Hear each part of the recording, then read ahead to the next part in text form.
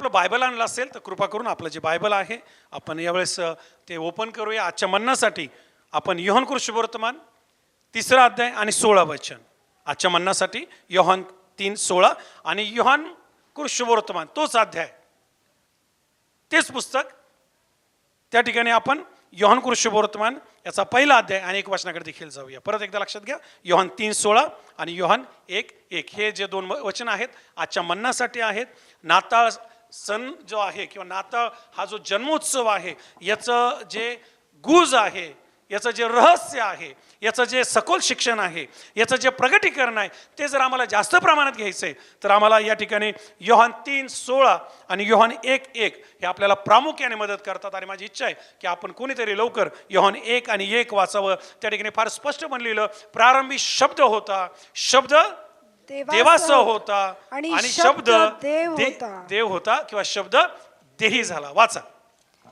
प्रारंभी शब्द होता, प्रारंभी शब्द होता, शब्द देवासह होता आणि शब्द देव होता आणि शब्द देव होता. त्याचप्रमाणे आम्ही पाहतो योहान 3 आणि 16 आपल्या सर्वांना पाठ असलेलं वचन आहे की देवाने जगावर एवढी प्रीती केली सर्वजन की त्याने आपला एकुलता एक पुत्र दिला, अशासाठी की जो कोणी त्याच्यावर विश्वास ठेवतो त्याचा नाश होऊ नये तर त्याला सार्वकालिक जीवन हे प्राप्त व्हावं. चर्च ख्रिसमस जो आहे जागतिक लेवलला जगातले करोडो लोक साजरा करत असताना हा ख्रिसमस साजरा करण्या अगोदर याची व्यवस्थित माहिती असणं फार गरजेचं आहे.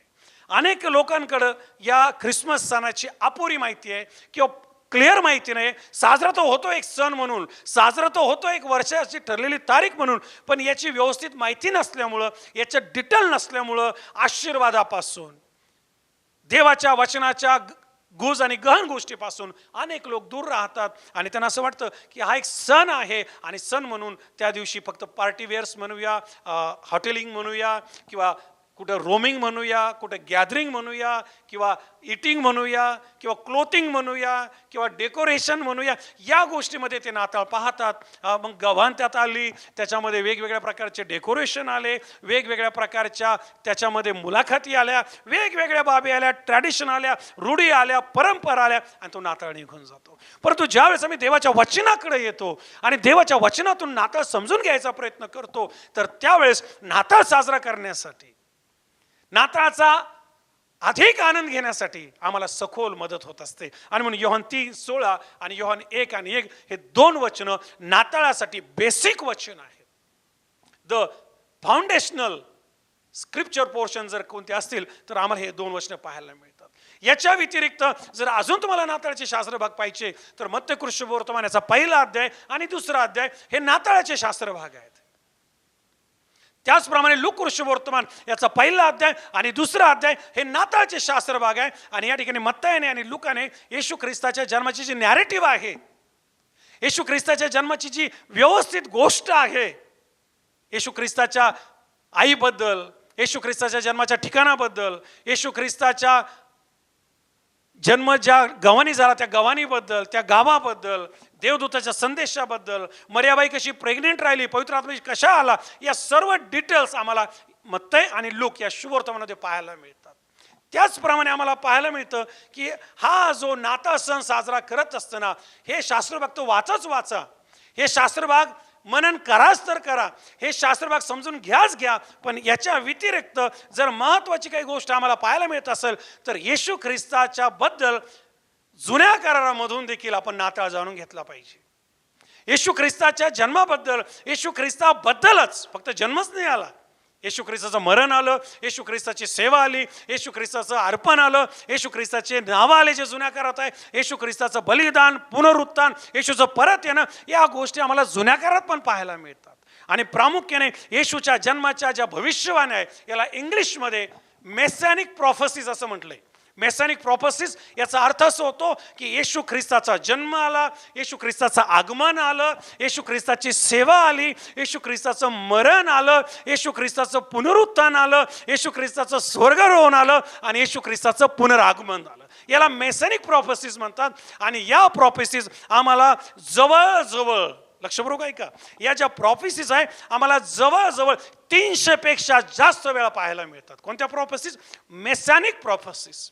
या ज्या प्रॉफेसीज आहे ह्या आम्हाला प्रामुख्याने जुन्या काळात पाहायला मिळतात. आणि म्हणून ख्रिसमस साजरा करत असताना जर आम्ही तो प्रॉफेसीज मधून साजरा केला, जे संदेश आले होत्या, ज्या भविष्यवाणी आल्या होत्या, त्या जर आम्ही जाणून घेतल्या, समजून घेतल्या, तर ख्रिसमस साजरा करण्यासाठी आम्हाला कुठला डाऊट असणार नाही, आमच्या डोक्यात कुठला गोंधळ राहणार नाही की 25 तारीख आहे का, डिसेंबराचा महिना आहे का, आणि नाताळ हा शब्द बायबलमध्ये आहे का, ख्रिसमस हा शब्द, ही गडबडच तुमच्या आणि माझ्या डोक्यात राहणार नाही जर आम्ही भविष्यवाणी व्यवस्थित समजून घेतल्या तर, जर आम्ही बायबल व्यवस्थित समजून घेतलं तर. आणि म्हणून मी आज चर्च आणि जे मला टीव्हीवर पाहत आहे, विशेष जे जीएस इंडिया टीव्हीवर पाहत आहे, आपल्या सर्व श्रोत्यांसाठी जे मोबाईलवर पाहत आहे, की मी आपल्यासाठी येशू ख्रिस्ताच्या ज्या भविष्यवाण्या आहेत त्यातल्या अनेक भविष्यवाण्याचं जी फोड आहे, जे गुज आहे, मागील 2-3 एपिसोड पासून मी ओपन करत आहे. येशू ख्रिस्ताच्या मेसॅनिक ज्या भविष्यवाण्या आहेत या आम्हाला 300 पेक्षा अधिक वेळा पाहायला मिळतात. आता 300 पेक्षा अधिक वेळा ज्या भविष्यवाण्या आहेत या तुम्ही बायबल वाचल्यावर थोड्या थोड्या तुम्हाला समजतील. किती? 300 पेक्षा अधिक. आणि जर तुम्हाला अजून अभ्यास करायचा तर मला स्पष्टपणे सांगू द्या, येशू ख्रिस्ताच्या बद्दल हजारो भविष्यवाण्या जुन्या करत आहे, हजारो. पण त्यासाठी पवित्र आत्म्याने तुम्हाला कृपा दिली पाहिजे, तुमचा बायबलचा त्या लेवलचा अभ्यास असला पाहिजे आणि तुम्हाला त्या लेवलचं नॉलेज असलं पाहिजे, तर तुमच्या ते लक्षात येईल की कोणती भविष्यवाणी, मग ती उत्पत्तीच्या पुस्तकात असेल, संदेष्टाच्या पुस्तकात असेल, काव्यात्मक पुस्तकांमध्ये असतील, अर्पणांच्या पुस्तकामध्ये असेल, नियमशास्त्रांच्या पुस्तकामध्ये असेल, त्याचप्रमाणे इतिहासाच्या पुस्तकांमध्ये असेल, ती तुमच्या लक्षात येईल की ही भविष्यवाणी येशू ख्रिस्ताबद्दल आहे. जर तुम्हाला पवित्र आत्म्याने कृपा दिली, तुमचा बायबलचा अभ्यास असेल, तुम्ही एका योग्य ठिकाणी, ज्या ठिकाणी चांगल्या प्रकारचं सखोल शिक्षण चर्च येतं, कुठलंही चर्च असू दे, अशा ठिकाणी जात असाल तर तुम्हाला हजारो भविष्यवाण्या जुन्या काळामध्ये मेसॅनिक प्रॉफेसीज पाहायला मिळतील. पण ह्या ज्या 300 भविष्यवाण्या ह्या थोड्याशा तुम्हाला लवकर लक्षात येतील. उदाहरणार्थ आम्हाला पाहायला मिळतं यशाया 53 जर तुम्ही वाचलं तर तुम्हाला कोणाला सांगायची गरज नाहीये की भविष्यवाणी कोणाबद्दल आहे. उदाहरणार्थ मी मागच्या वेळेस आपल्याला सांगितलं, यशाचं पुस्तक 7 अध्याय आणि वचन 14 जर तुम्ही वाचलं तर ही जी भविष्यवाणी आहे ही तुम्हाला अशी कन्फ्यूज करणारी भविष्यवाणी नाही आहे, तर फार स्पष्टपणे लिहिलं, पहा कुमारी गर्भवती होईल आणि तिला काय होईल? पुत्र होईल आणि त्याच्या खांद्यावर सत्ता राहील, त्याला इम्मानुएल म्हणतील. ही भविष्यवाणी येशू ख्रिस्ताच्या जन्मा अगोदर ज्या संदेश त्याने केली त्याचं नाव यशिया, आणि हा यशा जवळजवळ येशूच्या अगोदर 700 ते 750 वर्ष ही भविष्यवाणी करतो. आता कल्पना करा, जेव्हा संदेश बोलत होता त्याला भविष्यातलं काय माहिती होतं, पण देवाचा आत्मा ही भविष्यवाणी करत होता. आणि मत्ते सुवार्तेचा 1 अध्याय 23 वचन जर तुम्ही वाचलं तर मत्ते तीच भविष्यवाणी घेतो आणि तिथं लिहितो आणि म्हणतो, पहा कुमारी गर्भवती होईल, तिला पुत्र होईल आणि त्याचं नाव इम्मानुएल राहील. याचा अर्थ असा की आमच्या सन्निध देव. या ज्या जुन्या काळात अशा काही ठराविक भविष्यवाण्या ज्या फार स्पष्टपणे आम्हाला नाताळाबद्दल किंवा येशूच्या जन्माबद्दल किंवा येशूच्या आगमनाबद्दल किंवा येशूच्या सेवकाईबद्दल, अर्पणाबद्दल डिटेल देतात. त्याच ठिकाणी आम्हाला पाहायला मिळतं की त्याचा 9 अध्याय आणि 6 वचन, यशाया 9 आणि 6, त्या ठिकाणी म्हणलं, पहा आमच्यासाठी बाळ जन्मलेला आहे आणि त्याचं जे नाव आहे ते सनातन पिता, समर्थ देव, प्रिन्स ऑफ पीस असं म्हणलं इंग्लिशमध्ये, शांतीचा अधिपती. ही जी भविष्यवाणी आहे ही जर तुम्ही वाचली तुमच्या लगेच लक्षात येईल की भविष्यवाणी येशू ख्रिस्ताबद्दल आहे. आणि इतकंच नाही, उत्पत्तीचं पुस्तक याचा 3 अध्याय जर तुम्ही वाचला आणि त्या ठिकाणी आम्हाला पाहायला मिळतं 15 वचन, ज्याचं गुज मी मागच्या आपल्या एपिसोडमध्ये आपल्याला सांगितलं आणि जो मेसेज आपण जीएस इंडिया टीव्ही चॅनलवर पाहू शकता आणि आपल्या यूट्यूब चॅनलवर पण पाहू शकता की त्या ठिकाणी ही जी स्त्रीची संतती आहे ही प्रभू येशू ख्रिस्ताची भविष्यवाणी आहे. अशा 300 पेक्षा अधिक भविष्यवाण्या ज्या येशू ख्रिस्ताच्या जन्माबद्दल आम्हाला जुन्या काळात पाहायला मिळतात. आता या 300 पेक्षाच्या ज्या भविष्यवाण्या आहे याच्यामध्ये आम्हाला 39 भविष्यवाण्या, लक्षपूर्वक ऐका, यामध्ये 39 ज्या भविष्यवाण्या आहेत ह्या आम्हाला क्लिअरली ह्या ज्या भविष्यवाण्या आहेत ह्या आम्हाला येशूच्या जन्माबद्दल आणि मरणाबद्दल पाहायला मिळतात. 300 पेक्षा जास्त भविष्यवाण्या ह्या मेसॅनिक भविष्यवाण्या आहेत आणि त्या आम्हाला येशू ख्रिस्ताबद्दल पाहायला मिळतात. तो येणार आहे, तो मसिया राहील, तो राजा राहील, तो शांतीचा अधिपती राहील, तो इम्मानुएल राहील, आमच्यासाठी बाळ जन्मला आहे, कुमारी गर्भवती होईल, स्त्रीची संतती. या भविष्यवाण्यांबद्दल मी आपल्याशी बोलत आहे. आता ह्या ज्या 39 भविष्यवाण्या ह्या फार स्पष्टपणे आम्हाला क्लिअर अंडरस्टँडिंग देतात की जुन्या काळामध्ये येशू ख्रिस्ताबद्दल किती सुंदर पिक्चर जो आहे तो रेखाटलेला आहे. याच्यामध्ये आम्हाला संदेश बोलताना पाहायला मिळतात, याच्यामध्ये आम्हाला स्तोत्र जे आहे स्तोत्रामध्ये पाहायला मिळतं, यामध्ये आम्हाला नियमशास्त्रामध्ये पाहायला मिळतं, यामध्ये आम्हाला इतिहासाच्या पुस्तकात पाहायला मिळतं. या सगळ्या गोष्टी ज्या आहेत या 39 पेक्षा जास्त वेळा आम्हाला स्पष्ट आणि अधिक ज्याच्यावर आपण म्हणतो ना लाईट टाकणं किंवा प्रकाश टाकणं, क्लिअर होण्यासाठी, अधिक आमच्या लक्षात येण्यासाठी की काय नेमकं आहे या 39 भविष्यवाण्या. आणि या 39 भविष्यवाण्याला आम्ही जर अजून त्या ठिकाणी व्यवस्थित मांडलं तर 11 भविष्यवाण्या आहेत. 300 भविष्यवाण्या, 39 भविष्यवाण्या आणि मग 11 भविष्यवाण्या. या 11 भविष्यवाण्या एकदम क्लिअर पिक्चर तुम्हाला आणि मला देतात येशू ख्रिस्ताच्या जन्माबद्दल, येशू ख्रिस्ताच्या आईबद्दल, येशू ख्रिस्ताच्या नावाबद्दल, येशू ख्रिस्ताच्या जन्माच्या काळात काय काय भविष्यवाण्या पूर्ण होणार आहे याबद्दल. इतकंच नाही, येशू ख्रिस्ताच्या जन्माच्या ठिकाणाबद्दल. आणि म्हणून चर्च ख्रिसमस साजरा करत असताना जर आम्ही बायबलचा अभ्यास केला, आम्ही जर चर्च ओरिएंटेड असलो आणि आम्ही जर देवाच्या वचनातून व्यवस्थित मेसेजेस ऐकले की ख्रिसमसचं रहस्य म्हणजे काय आणि ख्रिसमसचं गहन म्हणजे काय, ख्रिसमसचं गुज म्हणजे काय, तर ख्रिसमस साजरा करत असताना आमच्या विश्वासामध्ये कोणी कन्फ्युजन तयार करणार नाही, आम्हाला कोणी गोंधळात टाकणार नाही, आमची काही गडबड होणार नाही की हा दिवस आहे का, हा महिना आहे का, हे सीझन आहे का, ही गडबड होऊ देता कामा नाही. कारण आम्हाला पाहायला मिळतं भविष्यवाण्या आहेत आणि या भविष्यवाण्या आपल्या बायबलमध्ये आहेत. मी बायबलच्या बाहेर अजून गेलेलोच नाहीये. जेव्हा मी बायबलच्या बाहेर जाईल अजून त्याच्यावर प्रकाशन पडेल, पण मी सध्या आपल्याशी बायबलमधून बोलत आहे. आणि म्हणजे या ज्या बायबलमध्ये भविष्यवाण्या आल्यात, या भविष्यवाण्या समजून घ्या आणि या भविष्य समजत असताना लक्षात घ्या की ही देवाची योजना होती. देवाला जगावर प्रेम करायचं होतं, त्याचा पुत्र पाठवायचा होता. आणि मग तो हजारो वर्ष अगोदर या भविष्यवाण्या सांगत होता की तो येणार आणि तो आल्यानंतर काय करणार आणि तो कशा प्रकारे लोकांचं पाप स्वतःवर घेणार, तो कशा प्रकारे जन्मणार, तो कशा प्रकारे सेवा करणार, तो कसा राहील, त्याचं वर्तमान कसं राहील, त्याचं मरण कसं राहील, पुनरुत्थान कसं राहील, पुनरागमन कसं राहील. या सगळ्या गोष्टी आम्हाला मेसॅनिक भविष्यवाण्या, मेसॅनिक प्रॉफेसीज मध्ये विशेष पाहायला मिळतात. आता या ज्या भविष्यवाण्या यांना जर अजून थोडं फोडायचंय, या भविष्यवाण्यांना जर अजून थोडं डिवाइड करायचंय, तर चर्च महत्वाच्या गोष्टी या भविष्यवाण्यांमध्ये आम्हाला पाहायला मिळतात. या भविष्यवाण्यामध्ये आम्हाला येशू ख्रिस्ताचं नाव पाहायला मिळतं. त्याला काय म्हणतील? Very good. यामध्ये येशू ख्रिस्त जो आहे तो मेल चाइल्ड असेल किंवा मुलगा असेल हे आम्हाला यशाच्या पुस्तकात 9व्या अध्यायात व्यवस्थित पाहायला मिळतं. त्या आम्हासाठी कोण जन्मलाय, कोण जन्मलाय हे यशा सांगतोय, बाळ जन्मलेला आहे. आणि इतकंच नाही, आम्हाला पाहायला मिळतं त्याच्या नावाबद्दल आम्ही पाहतो, त्याच्या आईबद्दल म्हणजे कुमारिकेबद्दल आम्ही पाहतो. इतकंच नाही, त्याच्या सेवकाईबद्दल आम्ही भविष्यवाणीमध्ये पाहतो, त्याच्या आगमनाबद्दल आम्ही भविष्यवाणीमध्ये पाहतो, त्याच्या सेवकाईबद्दल आम्ही भविष्यवाणीमध्ये पाहतो. आणि जर नाताळला धरून बोलायचंय तर आम्हाला येशूची वंशावळ पाहायला मिळते, जी मत्ताने फार स्पष्टपणे लिहिली. फार अब्रामापासून 14 पिढ्या आम्हाला पाहिजे, दाविदापासून तुम्ही नंतर, मी पिढ्यांचं जे सखोल शिक्षण आहे हे मी नंतरच्या एपिसोडमध्ये देईल. मी सुरुवातीलाच आपल्याला सांगितलं की मागचे 3 ते 4 रविवार मी आपल्याशी यावर बोलत आहे आणि अजूनही मी इंट्रोडक्शन पार्टमध्येच आहे. अजूनही मी सखोल गेलेलो नाहीये, कारण हे शिक्षण 1, 2, 3, 4 आठवडे संपणार नाही. पण जे महत्त्वाचं ख्रिसमस साजरा करताना शिक्षण आहे ते मी आपल्यापर्यंत घेऊन येत आहे. आम्हाला पाहायला मिळतं की येशू ख्रिस्ताची वंशावळ त्या ठिकाणी दिलेली आहे. येशू ख्रिस्ताच्या जन्मात ज्या देवदूताचा रोल आहे त्याचं नाव मी मागच्या एपिसोडमध्ये आपल्याला सांगितलं की गॅब्रिएल आहे. आणि अनेक लोकांचं म्हणणे हा फक्त नवीन करारात आहे, पण मी मागच्या वेळेस आपल्याला जुन्या करारातून उलगडून सांगितलं की हाच गॅब्रिएल आम्हाला जुन्या करारात देखील कोणत्या पुस्तकात पाहायला मिळतो?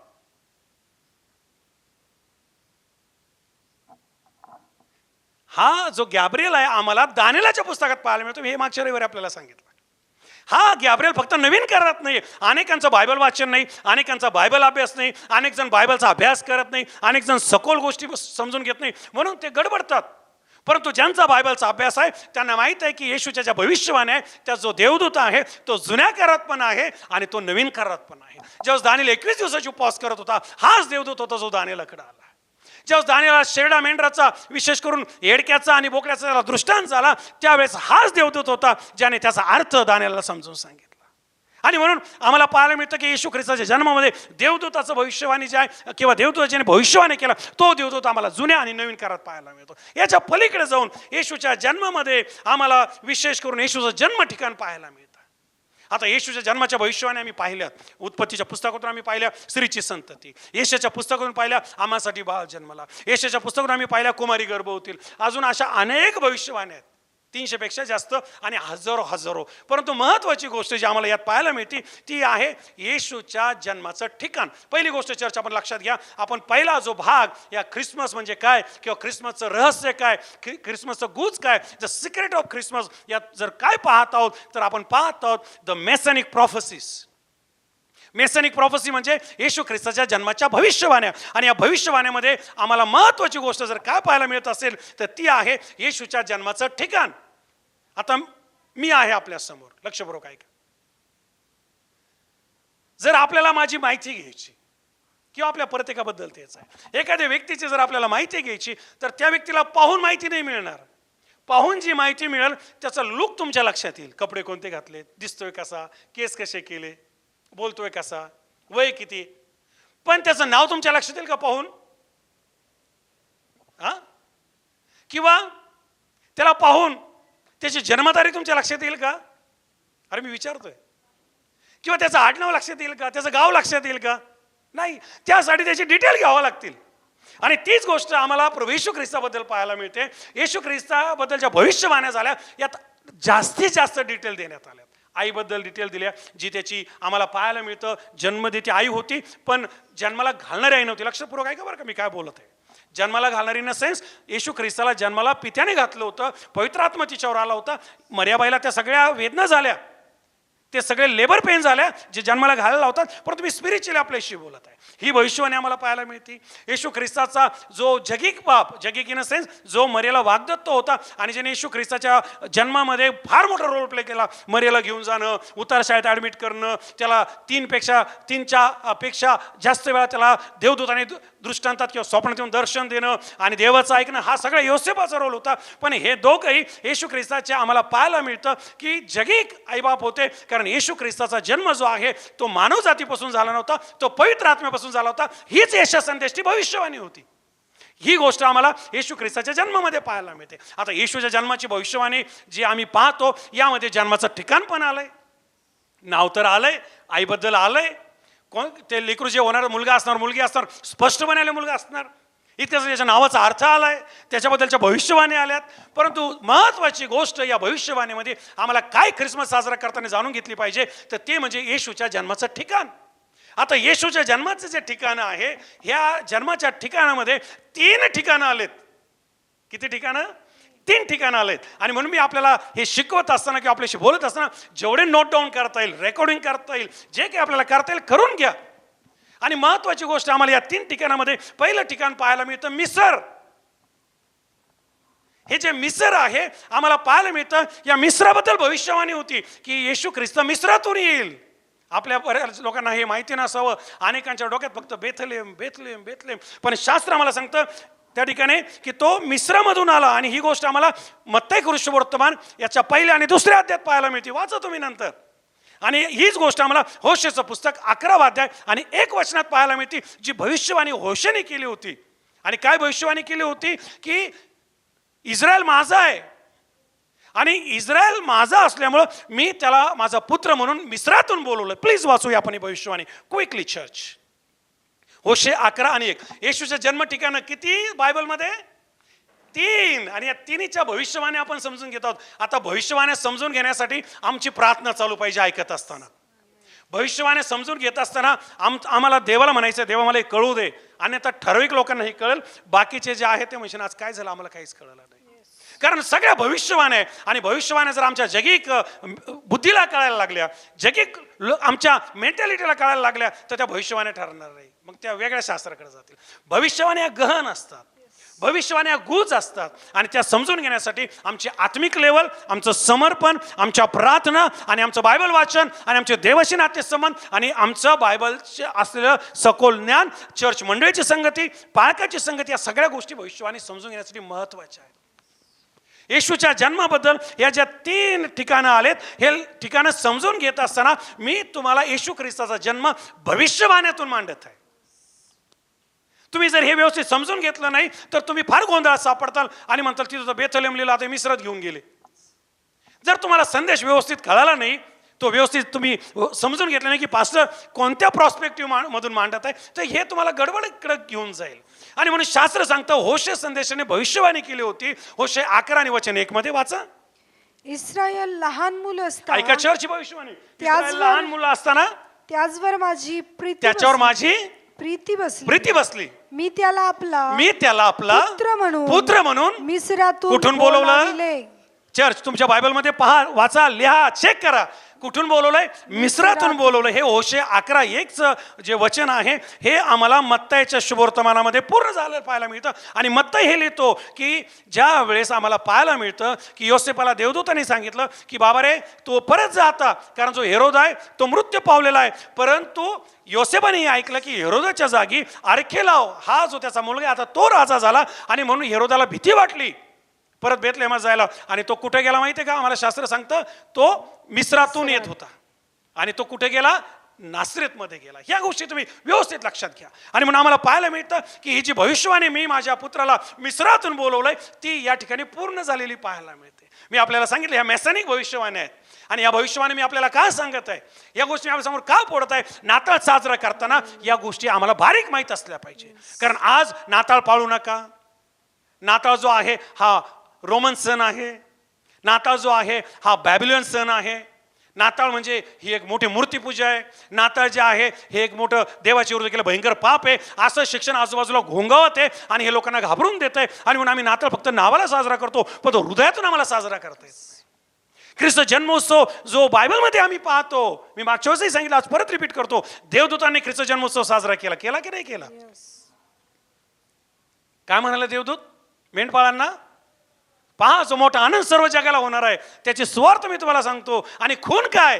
तुम्हाला बेथलेहमामध्ये गाईच्या गावानीत नाही, ठीक आहे, गाईच्या गावानीत नाही, तर फक्त गव्हाण हा शब्द आलाय. आणि त्याबद्दल आपण पुढे पाहणार आहोत ती गव्हाण कोणती होती.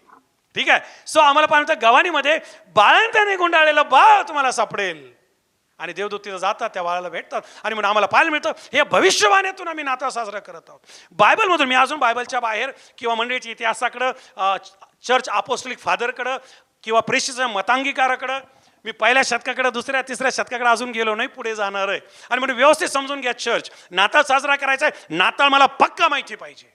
मग कुठलंही खोटं शिक्षण येऊ द्या, कुठलाही खोटा पंथ येऊ द्या, जो देवाच्या वचनाला विरोध करेल तो तुमच्या लगेच लक्षात येईल की कुमारी बायबलमध्ये आहे, स्त्रीची संतती बायबलमध्ये आहे, बाळ जन्मला हे जुन्या करारात पण आहे, गॅब्रिएल देवदूत हा जुन्या करारात पण आहे. आणि आम्हाला पाहायला मिळतं कुमारी मरियाबाईबद्दल जुन्या करारात पण आहे. आम्हाला पाहायला मिळतं त्याचं नाव जुन्या करारामध्ये आहे. आणि इतकंच नाही, जन्माचं ठिकाण आहे. जसं मी आपल्याला माझं वर्णन केलं की जर तुम्हाला माझी माहिती घ्यायची, तुम्हाला माझं नाव जाणून घ्यावं लागेल, माझं वय जाणून घ्यावं लागेल, माझं गणगोत्र जाणून घ्यावं लागेल, माझं जन्माचं ठिकाण जाणून घ्यावं लागेल. आणि इतकंच नाही, वर्ष जाणून घ्यावं लागेल. मग तुम्ही ठरवता हा किती वर्षाचा आहे, हा कुठला आहे, याचं नाव काय. अन्यथा एकदा मला भेटले अनोळखी राहील मी तुमच्यासाठी, दिसल मी तुम्हाला, पण तुम्हाला काही माहिती नसेल. अनेक लोक ख्रिसमस साजरा करताना येशूला असंच साजरा करतात. बायबलचं नॉलेज नसल्यामुळं, ख्रिसमसचं नॉलेज नसल्यामुळं, रहस्य माहिती नसल्यामुळं, वचनाचा अभाव असल्यामुळं नाताळ साजरा तर करतात, पण रूढी परंपरेचा नाताळ साजरा करतात, डेकोरेशनमध्ये नाताळ साजरा करतात. आणि जगिक पद्धतीने पार्टी करणं म्हणजे नाताळ वाटतो, शॉपिंग करणं म्हणजे नाताळ वाटतो. मी या गोष्टींच्या विरोधात नाही आहे, हे केलंच पाहिजे. पण बायबलमधला नाताळ असा साजरा नाही होत. हे करत असताना आम्हाला वचनातून नाताळ साजरा केला पाहिजे. आमेन. हे करत असताना आम्हाला देवाच्या भविष्यवाण्या ज्या होत्या नाताळाबद्दल त्या जाणून घेऊन नाताळ साजरा केला पाहिजे, पवित्रतेतून नाताळ साजरा केला पाहिजे. कारण गुज आम्हाला योहान 3:16 आणि योहान 1:1 पाहायला मिळतं की प्रारंभी शब्द होता. तुम्ही लक्षात घ्या ही थिओलॉजी, तुम्ही लक्षात घ्या गण आणि गुज. आणि म्हणून चर्च आम्हाला पाहायला मिळतं येशूचं जे जन्म ठिकाण आहे, या 3 नाव आलेत. पहिलं नाव आम्हाला पाहायला मिळतं बेथलेहम आहे, दुसरं नाव आम्हाला पाहायला मिळतं नाझरेत आहे, आणि तिसरं नाव आम्हाला पाहायला मिळतं मिस्र आहे. आणि मी तुम्हाला मिस्राबद्दल सांगत आहे की शास्त्रामध्ये सांगतो, होशे संदेशाने भविष्यवाणी केली होती की मी माझ्या पुत्राला कुठून बोलवलंय?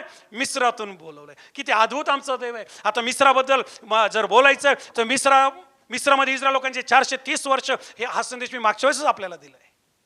आणि कशा प्रकारे ते गुलाम होते, योसेफ कसा मिस्रात गेला. त्याच्यानंतर आम्हाला पाहायला मिळतं की बाकीचे सगळे जे याकोब आणि इतर कसे मिस्रात गेले, आणि त्या ठिकाणी कसा छळ झाला, मग कशी सुटका झाली. हा इतिहास वेगळा आहे. पण येशू ख्रिस्ताबद्दल हे लागू झालं की मी माझ्या पुत्राला मिस्रातून बाहेर काढलं आणि भविष्यवाणी पूर्ण झाली. मला असं वाटतं एक अर्पण टाळ्याचं त्या देवाला द्या की ज्याने इतका अद्भुत गहन गुज देवाच्या वचनातून आज आम्हाला प्रगट केलेलं आहे. देवाच्या नावाला द्या, देवाला गौरव मिळाला पाहिजे. आणि म्हणून येशूच्या जन्माच्या ठिकाणामध्ये मिसर हा शब्द आलाय. दुसरा जो शब्द आहे अतिशय इंटरेस्टिंग आहे, तुम्हाला संदेश समजतोय सगळ्यांना, भावांना, बहिणींना, टीव्हीवर पाहणाऱ्यांना? हे समजून घ्या, कारण हे गहन आणि गुज आहे. आणि गहन आणि गुज समजून घेण्यासाठी आम्हाला ते जाणलं पाहिजे, ते आत्मसात केलं पाहिजे, तर ते आमच्या लक्षात येईल. येशूच्या जन्मामध्ये पहिला मुद्दा आम्हाला पाहायला मिळतो. येशूच्या या ख्रिसमसमध्ये आम्हाला पहिला मुद्दा पाहायला मिळतो. येशूच्या जन्माबद्दल बायबल काय सांगतं आणि विशेष करून जुना करार काय सांगतो, आपण तिथून पाहतो. आता हे पाहत असताना यामध्ये आम्ही येशूच्या जन्माबद्दल पाहिलं, येशूच्या जन्माच्या भविष्यवाण्या पाहिल्या, येशूच्या आईच्या भविष्यवाण्या पाहिल्या, येशू बाळाच्या भविष्यवाण्या पाहिल्या, येशूच्या बद्दलच्या इतर भविष्यवाण्या मी पाहिल्या, आणि महत्त्वाची भविष्यवाणी मी पाहिली येशूचं जन्म ठिकाण. आणि येशूच्या जन्म ठिकाणामध्ये 3 नाव आलेत. जन्म ठिकाण इन द सेन्स ज्या ठिकाणी तो गेला त्या चाइल्डहुड अवस्थेतून, त्यातलं पहिलं ठिकाण मी पाहतो बेथलेम आहे, जिथं येशूचा जन्म झाला. दुसरं ठिकाण आहे नाझरेत, आणि तिसरं ठिकाण आहे मिसर. पहिलं ठिकाण आपण मिसर पाहिलं, आता आपण थोडं नाझरेत किंवा नासोरी येशू म्हणतात ना त्याला, आपण नासरेतकडे जाऊया. आणि ही गोष्ट आम्हाला मत्तेय शुभवर्तमानाचा पहिला अध्याय आणि 23 वचनामध्ये पाहायला मिळते. योहानाचं शुभवर्तमान याचा पहिला अध्याय आणि 45 वचनामध्ये पाहायला मिळते. कृपा करून आपण हे वचन काढावेत आणि कोणीतरी वाचावेत. मत्तय 1 आणि वचन 23 आणि योहान 1 आणि वचन 45, या 2 वचनामध्ये आम्हाला नाझरेत हा शब्द पाहायला मिळतोय. आणि मत्तय स्वतः म्हणतो की त्याला हे अशासाठी झालं. वाचा. पहा, कुमारी गर्भवती होऊन पुत्र प्रसवेल व त्याला इम्मानुएल म्हणतील. पुढे या नावाचा अर्थ आम्हा बरोबर देव असा आहे. तेव्हा झोपेतून उठल्यावर योसेफाने त्याला प्रभूच्या दूताने आज्ञा दिल्याप्रमाणे केले. त्याने आपल्या स्त्रीचा स्वीकार केला, तरी ती पुत्र प्रसवे तोपर्यंत त्याची व तिची ओळख झाली नव्हती. त्याने त्याचे नाव येशू ठेवले. 23 वचन, दुसरा अध्याय 23 वचन. पटकन 2:23. व नासरेत नावाच्या गावी जाऊन राहिला पर यासाठी की त्याला नासोरी म्हणतील. हे जे संदेश त्याच्याद्वारे सांगितले होते ते पूर्ण व्हावे. चर्च बोला येशू मसीह की. उठून उभं राहूया, कारण आता मी पुढचा जो गेअर टाकणार आहे तो फार डीप आहे आणि त्यासाठी थोडी तयारी करूया. अन्यथा नासोरी या नासरेतबद्दल शिकवत असताना आम्हाला काही लिंक लागणार नाही. शिकवणाऱ्यासाठीच हे फार कठीण आहे. मी प्रार्थनापूर्वक तुमच्यापर्यंत घेऊन येत आहे, मग ऐकणाऱ्यांसाठी किती कठीण राहील. बोलो येशू मसीह की. बोलो येशू मसीह की. बेथलेमास येशू जन्मास आला. बोला, बेथलेमास येशू जन्मास आला. कुमारीच्या पोटी येशू जन्मास आला. कुमारीच्या गर्भी येशू जन्मास आला. बेथलेमास येशू जन्मास आला. बेथलेमास येशू जन्मास आला. कुमारीच्या गर्भी येशू जन्मास आला. कुमारीच्या गर्भी येशू जन्मास आला. राजांचा राजा आला रे आला. राजा येशूचा जन्म टीव्हीवर पाहणार आहे. कमान थंडी बाजूला ठेवूया. राजांचा राजा येशू आला रे आला. राजा येशूचा जन्म झाला. आनंद आनंद. मागचे पुढचे टीव्हीवरचे सगळेजण झाला. राजा येशूचा जन्म झाला. येशूचा जन्म कशाला झाला. येशूचा जन्म कशाला झाला. तेच शिकवतो मी, कशाला झाला. बसा. येशूचा जन्म कशाला झाला, का झाला, कुठे झाला, कधी झाला, कसा झाला, महिना काय, तारीख काय, वातावरण काय, सगळं आपण शिकत आहोत. आमेन. शिकत आहोत ना. आणि आपल्यावर हे गुज येत आहे ना. चला मिस्रातून आपण बाहेर येऊया. मिस्रातून बाहेर आलो का आपण, कारण मी माझ्या पुत्राला मिस्रातून बोलवलंय. अशी भविष्यवाणी जी होशाने केली होती ती मत्ताच्या पुस्तकात पूर्ण झालेली आम्हाला पाहायला मिळते. आता आम्ही पुढे येतो आणि आम्ही पुढच्या नावाकडे आलो की हा योसेफ येशू ख्रिस्ताला नाझरेत इथं घेऊन गेला, कारण त्याला बेथलेहमात नेऊशी वाटलं नाही किंवा त्याला त्याच्या नेटिव्ह ठिकाणी नेऊशी वाटलं नाही. त्याला भीती वाटली, कारण हेरोद तर मेला होता, पण जो आर्खेलाव नावाचा त्याचा मुलगा आहे तो गादीवर होता आणि म्हणून त्याला नासोरी म्हणतील. वाचा परत एकदा भविष्यवाणी. 2:23. व नासरेत नावाच्या गावी जाऊन नासरेत गावाच्या यासाठी जाऊन राहिला, अशासाठी त्याला नासोरी त्याला काय म्हणतील. नासोरी. त्याला काय म्हणतील. नासोरी. आपण गीत गातो, मेरी ब्यावर जो सुनले नासुरी वाले राजा. अनेक नाझरेत या नावानं अनेक मिनिस्ट्रीज काम करतात, अनेक वेगवेगळ्या संस्था काम करतात. अनेक चर्चेचं नाव नाझरेत, द चर्च ऑफ नॅझरेन असे आहेत, आणि अनेक लोकांच्या संस्थेचे नावं हे आहेत. म्हणून ह्या नावाबद्दल थोडी माहिती आमच्याकडे असली पाहिजे नाता साजरा करताना. आणि ही माहिती जर आमच्याकडे नाही तर आम्हाला ख्रिसमस जो आहे आम्ही साजरा तर करू, पण काहीतरी सुटल्यासारखं वाटेल, काहीतरी मिसिंग वाटेल. आता ही जी भविष्यवाणी आहे, काय सांगतो परत एकदा वचन, माझी इच्छा प्रत्येकाने बायबल उघडावं. जे मला टी व्हीवर पाहत आहे, मोबाईलवर पाहत आहे, समोर पाहत आहे, प्लीज बायबल उघडा आणि हे समजून घ्या काय लिहिलं. एक एक शब्दाची फोड आपण करूया. कोणीतरी प्लीज 1:23 सॉरी 2:23. हा. व नासरेत नावाच्या गावी जाऊन व नासरेत नावाच्या गावी जाऊन राहिला. पुढे यासाठी की, ऐका, अशासाठी किंवा यासाठी की त्याला नासोरी म्हणतील. त्याला काय म्हणतील? नासोरी. सर्वजण त्याला काय म्हणतील? नासोरी म्हणतील. हे जे संदेष्टांच्या द्वारे इकडे ब्रदर्स, हे कोणाद्वारे सांगितलं होतं? परत एकदा व्यवस्थित.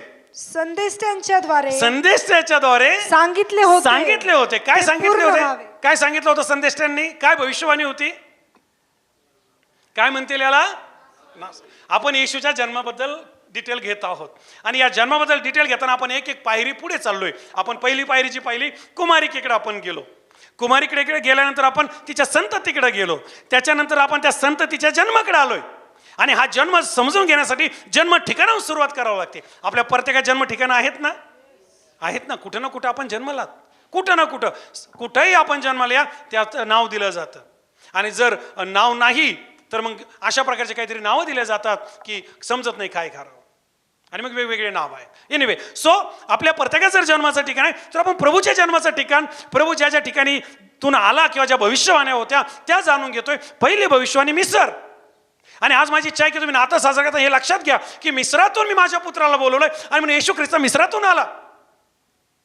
बोलो येशू मसीह की. दुसरी गोष्ट, मी नासरेतकडे आलोय, आता नासोरीकडे आलोय, नॅझरेनकडे आलोय. आणि मत्तई तर लिहितोय की काय संदेशाने भविष्यवाणी केली होती, त्याला काय म्हणतील? Very good. इकडचे काय म्हणतील? नासोरी. आता ज्यावेळेस मी ही भविष्यवाणी पाहिली आणि म्हटलं माझ्या चर्चला मला हे द्यायचंय, जे आपल्याला टीव्ही चॅनलवर कंटिन्यू पाहतात त्या प्रियजनांना हे द्यायचंय, आणि जो कोणी मोबाईलच्या टीव्हीच्या माध्यमातून आम्हाला ऐकत आहे तो नातं साजरा करत असताना त्या देवाच्या लेकरांपर्यंत हे गेलं पाहिजे. आणि मग मी शोधू लागलो माझ्या अभ्यासानुसार की ही भविष्यवाणी जुन्या काळात कुठे आहे, आणि मला याच्यावर तर बोलायचंय. चर्च देवाला भिवून सांगतो, कितीतरी तास मी यात घातले, मला काही सापडाना. मी माझ्या जेवढे अभ्यासातून पुस्तकात सगळं शोधतोय, मला सापडायलाच तयार नाही. शेवटी मला सोडून दे. हे मी चर्चला 2च नावं शिकवलं. एक नाव बेथलेम, दुसरं मी सर संपलं. मला कोण म्हटलं का आम्हाला एवढे नावं शिकवा आणि तेवढे नावं शिकवा? परंतु मला कुठेतरी चुटचुट वाढायला लागली की देवा, जर 3 नावं आलेत तर मंडळीकडे हे गेलं पाहिजे, श्रोत्यांकडे हे गेलं पाहिजे, देवाच्या लोकांकडे हे गेलं पाहिजे. आणि मी जर सोडून देतो तर मला ते काही प्रसन्नता मिळणार नाही. आणि म्हणून देवा, आता मला काही सापडत नाही, पवित्र आत्म्या मला मदत कर. मी प्रार्थना करायला सुरुवात केली. रात्री 2-2:30 पर्यंत माझ्या डोक्यात हेच घोळत होतं, आता काय आणि मंडळीकडे काय घेऊन जाऊ. आणि मी देवाचे आभार मानतो की जसं जसं मी यात गेलो तर चर्च आपल्या माहितीसाठी मला सांगू द्या, हे जे दुसरं नाव आलंय, काय नाव? नासोरी. हे जे दुसरं नाव आलंय, मत्तई तर लिहितो की भविष्यवाणी होती, आणि अशी एकही भविष्यवाणी जुन्या करारात सापडत नाही. असा एकही दस्तावेज नाहीये, असा एकही संदेशाच्या पुस्तकात लेख नाहीये बायबलमध्ये जिथं हे लिहिलंय त्याला नासोरी म्हणतील. बोलो येशू मसीह की. मी काय बोलतो लक्षात येते? सगळ्यांच्या लक्षात येते? येत नसेल तरी देवाला धन्यवाद. हा का की हे जाणून घ्या, लक्षात येईल. चर्च आणि जे मला मिनिस्ट्री टीव्हीवर ऐकणारे आहेत, मला आपल्याला सांगू द्या, येशूला नासोरी म्हणतील ही क्लिअर भविष्यवाणी जुन्या करारात सापडत नाही. याच्याबद्दल कुठलाही दस्तावेज नाही. पण मत्तई तर लिहितो ही भविष्यवाणी आहे. हे कोणी सांगितलं होतं? काय वाचलं आपण 2:23 मध्ये? संदेश म्हणला होता, त्याला काय म्हणतील? जसं मी सांगितलं मिस्रातून मी बोलवलं, होशे सांगतो आहे वचन आपण उचललं. जसं सांगितलं कुमारी गर्भवती होईल, मत्तईची भविष्यवाणी आपण ती उचलली. जसं आपण इतर भविष्य गॅब्रिएल आपण उचललं. अरे आता ह्या नाझरेत बद्दल काय, हे तर काही सापडायला तयार नाहीये. आणि मग ज्यावेळेस मी याचा थोडासा स्टडी करत होतो, मी देवाला धन्यवाद देतो की याच्याबद्दल जे वेगवेगळ्या प्रकारचे मतं बायबलचा अभ्यास करणारे अनेक मोठे मोठे सेवक आणि अनेक विद्वान यांनी मांडले, त्यातलं एक महत्त्वाचं मत जे आहे ते मला आपल्यासमोर मांडायला आवडेल. आणि त्या ठिकाणी आपण त्याच्या जन्माच्या ठिकाणाचा शेवट करू, आणि मग आपल्याला पुढे बेथलेहमाकडे जायचंय. कुठे जायचंय? बेथलेहमाकडे. कारण महत्त्वाचा पाठ जो आहे मिसर, नाझरेत आणि बेथलेहम. योहान शुभवर्तमान 1 अध्याय 45 वचन. नाझरेत बद्दल बायबल काय सांगतं? फिलिपाला नथनेल भेटला. तो त्याला म्हणाला, ज्याच्याबद्दल मोशेने नियमशास्त्रात लिहिले आणि संदेश त्याने लिहिले. ऐका ऐका चर्च, एक एक शब्द. तो म्हणजे योसेफाचा मुलगा येशू नासरेतकर आम्हाला सापडला. काय शब्द आलाय? नासोरी, नाझरेत, नासरेत. हा शब्द आम्हाला योहान शुभवर्तमानामध्ये सापडतो, मत्ती शुभवर्तमानात सापडतो, पण हा शब्द आम्हाला जुन्या करारात सापडत नाही. हा शब्द किंवा ही भविष्यवाणी जी मी आपल्यासमोर मांडत आहे ही आम्हाला जुन्या करारात दिसत नाही. मग आता मत्ती तर उचलतोय, कुठून घेतोय आणि पवित्र आत्म्याने ह्या ज्या गोष्टी आहेत या त्या ठिकाणी मांडल्यात, तर मग हे कुठं लागू करणं होतं? याबद्दल जे महत्वाची गोष्ट आहे, अनेक बायबलचा अभ्यास करणारे विद्वान असं म्हणतात की नाझरेत आणि बेथलेम हे एकच ठिकाण असावं. लक्षपूर्वक आहे का मी काय बोलत आहे? काय मत आलंय त्यांचं? नाझरेत आणि बेथलेम हे एकच ठिकाण असावं असा त्यांचा दावा आहे, परंतु आपण त्याला तसंच ठेवत नाहीये, कारण शास्त्र मत्ताच्या पुस्तकामध्ये हे दोन वेगवेगळे ठिकाणं दाखवत आहे. ठीक आहे. आणखीन एक महत्वाची गोष्ट आहे, जो बायबल अभ्यासक होऊन गेला फार विद्वान व्यक्ती जेरोम याने अशा प्रकारे मांडलं की ही येशया संदेशाने केलेली भविष्यवाणी होती. येशयाचं पुस्तक 11 अध्याय आणि 1 वचन ती त्या ठिकाणी पूर्ण झाली, जी अशा प्रकारे घेतली होती. वाचूया आपण. त्या ठिकाणी म्हणलं, ईशाच्या बुंदाला धुमारा फुटेल. प्लीज लवकर सापडलं. येशया 11 आणि 1. ईशाच्या बुंदाला धुमारा फुटेल. आता ईशा कोण होता? हा दाविदाचा बाप. आणि येशू ख्रिस्त कोण होता? दाविदाची संतान, त्याच्या वंशावळीतून आलेला. आणि म्हणून ही जी भविष्यवाणी आहे त्याला नासोरी म्हणतील, त्याला नाझरेत म्हणतील. ही भविष्यवाणी या बायबलच्या अभ्यासकांचं असं म्हणणं आहे की ही या ठिकाणाहून घेतली गेलेली किंवा याला धरून मत्ती बोलत आहे. आता ही जी भविष्यवाणी आहे ही जी भविष्यवाणी या ठिकाणी पूर्ण झाली, हा पण अशा प्रकारचा डिटेल दस्तावेज नाही, पण अनेक अभ्यासक म्हणतात की ती भविष्यवाणी इथून पूर्ण झाली. ठीक आहे, म्हणून त्याला मिस्रातून बोलवलंय, त्याला नासोरी म्हणतील. आणि तिसरी गोष्ट जी आम्हाला महत्वाची पाहायला मिळते की येशूचा जन्म बेथलेमात झाला आणि ही साक्ष देवदूताने दिली मेंढपाळांना की जा आणि पहा, तो तुम्हाला कुठं दिसेल, कुठं भेटेल? बेथलेममध्ये. म्हणून येशूच्या जन्मामध्ये 3 ठिकाण आम्हाला पाहायला मिळत आहे. पहिलं ठिकाण मिसर, दुसरं ठिकाण नाझरेत आणि तिसरं बेथलेम. परंतु लिटरली जिथं येशूचा जन्म झाला ती तारीख किंवा तो वेळ किंवा ती घटका ज्या ठिकाणी झाली ते बेथलेम होतं. म्हणून येशूच्या जन्मात बेथलेम आम्हाला पाहायला मिळतं. उदाहरणार्थ माझा जन्म नगरमध्ये झाला, सिव्हिल हॉस्पिटलला. परंतु मला कोणीच नगरकर म्हणत नाहीत, मला सर्व श्रीरामपूरकर म्हणतात, कारण माझं शिक्षण श्रीरामपूरला झालं. लक्षपूर्वक ऐका. आणि माझ्या गावाला धरून मला काही म्हणायचं तर मला लोक देवळालीकर म्हणतात, कारण माझं गाव देवळाली. तुम्हाला लक्षात मी काय बोलत आहे? हीच स्टोरी येशूच्या जन्मामध्ये पाहायला मिळते. कशी? येशू ख्रिस्त जन्म बेथलेमात झाला, तिथून ज्या गोष्टी होत्या, जो छळ चालला होता, मुलांची कत्तल चालली होती, त्याच्यामुळे येशू ख्रिस्ताला मिस्राकडे जावं लागलं घेऊन, किंवा येशू ख्रिस्ताला घेऊन या बाळाला घेऊन ते मिस्रात गेले. तिथून तो बाहेर आला म्हणून भविष्यवाणी पूर्ण झाली, त्यामुळेच ते तिकडे गेले. त्याच्यानंतर ते गालिलात आम्हाला पाहायला मिळतो, परत बेथलेमात नाही आले, ते नासरेतमध्ये गेले, कारण त्या ठिकाणी आर्खेलाव हा जो हेरोदाचा मुलगा आहे हा राज्य करत होता. म्हणून येशूच्या जन्मात हे 3 ठिकाण आम्हाला पाहायला मिळतात. आज मला असं वाटतं की तुम्ही फार योग्य ठिकाणी बसलेले आहात, योग्य संदेश ऐकत आहात आणि अतिशय रहस्य इतकं प्रगट होत आहे की बोलो येशू मसीह की, बोलो येशू मसीह की. विद्वानांचा संदेश विद्वानांसाठी, रहस्यमय संदेश प्रार्थना करणाऱ्या लोकांसाठी, गुज आणि गहन नाताळाचं शिक्षण, नाताळाबद्दल नाताळ साजरा करून घेण्या अगोदर जाणणाऱ्यांसाठी. आमेन. ठीक आहे. येशू जन्माच्या भविष्यवाण्यामध्ये या सगळ्या स्टोरीज आपल्याला पाहायला मिळत आहे. याच्या व्यतिरिक्त पण भरपूर स्टोरीज आहे, पण मला असं वाटतं नाताळ साजरा करताना पास एवढ्याच. पुढच्या नाताळाला अजून पुढचं काढू, कारण यावेळेस जर एवढं गेलं तर नाताळ कसा साजरा करायचा काय गोंधळात सापडताल. म्हणून नाताळ साजरा करत असताना लक्षात ठेवा, येशूच्या जन्माबद्दल भविष्यवाणी आहे, येशूच्या आईबद्दल भविष्यवाणी आहे, येशूच्या जन्म ठिकाणाबद्दल भविष्यवाणी आहे, येशूच्या बद्दल संदेशाने केलेलं भविष्यवाणी आहे, मिस्राबद्दल भविष्यवाणी आहे, नासोरीबद्दल भविष्यवाणी, नाझरेतबद्दल भविष्यवाणी आणि बेथलेमाबद्दल भविष्यवाणी. बोलो यीशु मसीह की, और जोर से बोलो यीशु मसीह की. चला चर्च, बेथलेम जो आहे तिसरं ठिकाण, जायचं बेथलेमाला. येता येता का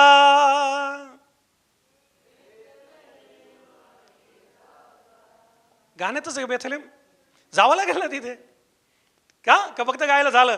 येता येता का बेथलेमा यथा का, गाऊन होणार आहे का? नाही होणार. आपल्याला जावं लागेल तिथं, आणि तिथं जाऊन येशू बाळाला पाहावं लागेल. आमेन म्हणाल? बोला येशू मसीह की. येशू बाळाला पाहावं लागेल. गाईच्या गोट्यात आहे का मेंढ्याच्या गोट्यात आहे का अजून कोणत्या कोणत्या गोट्यात आहे पाहावं लागेल ना. आणि जर न पाहता नातं साजरा करतात गाईच्या गोट्यात येशूराजा जन्मला गा. मी काही विरोध करत नाही, पण आपल्याला जाऊन स्टडी तर करावं लागेल, ते समजून तर घ्यावं लागेल, भविष्यवाणी ते लक्षात घ्यावं लागतील, संदेश ते काय म्हणतात, बायबल काय सांगतं. तुम्हाला असं वाटतं की येशू जन्म असंच तिथं बेथलेहमात झाला, सहज राजांचा राजा प्रभूंचा प्रभू देवाचा एकुलता एक पुत्र बेथलेहमात झाला, जन्म संपला विषय, असं वाटतं? हां. आणि हे ठिकाण साधारण ठिकाण असेल? अरे हे सर्वात कनिष्ठ ठिकाण, जगातलं सर्वात श्रेष्ठ ठिकाण बनलं. आणि त्याच्याबद्दल डिटेल मी उद्या ख्रिसमसच्या दिवशी आपल्याशी बोलणार आहे. आमेन. सो उद्या येत असताना बेथलेहम डोक्यात ठेवून या, आणि त्याच्यावरचा संदेश उद्या नाताळ स्पेशलमध्ये मी आपल्यासाठी ठेवणार आहे. म्हणून बेथलेहमाला पॉसवर ठेवतो. ठीक आहे? नाही लक्षात? बेथलेहमाला मी पॉसवर ठेवतो, कारण मिस्रातूनच बाहेर या. नाझरेतलाच समजून घ्या. मिस्टर नाझरेत एकदा समजलं की मग बेथलेहमात आपल्याला जायला मदत होईल. ठीक आहे? मग आपण बेथलेहमात डिटेलमध्ये जाणार आहोत. मग बेथलेहमामध्ये भरपूर आहे, मागे लोक तिथं आहेत का? मागणारे नाही बरं का. बरेच लोक म्हणतात मागे म्हणजे मागणारे. नो, द इंग्लिश बायबल वाचा. वाईज मॅन, अतिशय तज्ञ, जे खगोलशास्त्रज्ञ होते, ताऱ्यांचा अभ्यास करून आले होते, पूर्व देशातून आले होते. आणि याबद्दल आपण थोडं उद्या डिटेलला जाऊया. पूर्व देश कोणत्या दिशेला होता? तो भारत तर नव्हता ना. हां, थोडंसं डिटेल जाऊया. हे नेमकं कोण होते, यांचे नावं पण आहेत. मग ते नावं कोण देतं, काय देतं? बायबल सगळं. मी मागच्या वेळेस सांगितलं, बायबल जर तुम्हाला सगळं द्यायला लागलं असतं तर इथून पुस्तक सुरू झालं असतं, पार आकाशाला जाऊन भिडलं असतं. लक्षात मी काय बोलतो तुम्हाला? हे जे आपण हातात घेऊन फिरतो ना, म्हणून यॉहन म्हणतो की सगळं जर लिहिलं असतं तर जगातले पुस्तक पुरले.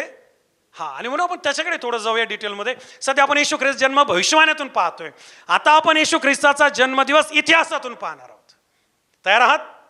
इतिहास. हां, बरं. माझा एवढा पक्का नाही आहे, परंतु जसं जसं पवित्र आत्म्याने मदत केली, मी आपल्यासमोर थोडंसं घेऊन येणार आहे आपल्या या सेशनमध्ये. मला असं वाटतं की आपण एक गीत गाऊ आणि मग आपण येशू ख्रिस्त इतिहासातून. इतिहास म्हणजे भूगोल, सायन्स, काय काय आहे अजून रे बाबा? हिस्ट्री इकून नाही, मंडळीच्या इतिहासातून. The history of Christianity. आता मला सांगा, चर्चची स्थापना जी आहे, पहिल्या चर्चची स्थापना जी आहे, याबद्दल तुम्हाला काही आयडिया आहे का कोणाला? पहिल्या चर्चची स्थापना कधी झाली? 30 वर्षापूर्वी. पहिल्या चर्च स्थापना कधी झाली? कोणाला आयडिया आहे का? रहस्य जाणून घ्यायला आलेले आज या ठिकाणी. तुम्हाला मी इतकं देणार आहे ना, मी काय कुठल्या सेवकाची विरोधात नाही. तुम्ही म्हटले पाहिजे आम्हाला इथूनच भरपूर भेटतंय. मी अनेक देवा सेवक आहे, मी त्यांना ऐकतो आणि तुम्ही तिकडे गेलेच पाहिजे. परंतु तुम्हाला इथूनच एवढं भेटलं पाहिजे की आता तिकडे काय, याचं आमच्या पालकाने आम्हाला अगोदर सांगून टाकलंय. आमेन. कमोन आमेन. बोला येशू मसीह की. आणि इतकं की तुम्ही फक्त देवाला धन्यवाद दिला पाहिजे. आणि जसं देव मला चालतो, मी तुमच्याकडे मी प्रार्थना कर, देवा माझ्या लोकांना प्रगट कर. मग तो शेवटचा काळ असो डिटेल, मग तो नाताळ असो डिटेल, मग तो ईस्टर असो डिटेल. आमेन. इतका डिटेल की बाबा मग कुठलाही काही आजोबा आला तर गोंधळी झाला पाहिजे. चला चर्च, मी तुम्हाला इतिहासाकडे घेऊन जात आहे. पहिल्या मंडळीची स्थापना इतिहासामध्ये कधी झाली हे मी तुम्हाला माझ्या संदेशाच्या सुरुवातीला म्हणजे या भागात बोलणार आहे. गीत झाल्यानंतर आपण पुढच्या भागाकडे जात आहोत. पहिला भाग आपण येशूच्या जन्माच्या भविष्यवाण्या पाहिल्या, येशू ख्रिस्ताबद्दल पाहिलं 3 आठवडे. आणि आज आपण कुठे येऊन थांबलोय? येता का? ठीक आहे, लिहूनच ठेवा बेथलेहम, म्हणजे उद्या तुम्हाला तिकडे जायला मदत होईल. नाही तर उद्या गोंधळ नका सापडू. भविष्यवाण्या, जन्म, नाव, तारीख, आत्ताच आज संपून घेऊ सगळं, कारण उद्या नवीन लोक येतील, त्यांच्या डोक्यात जायला.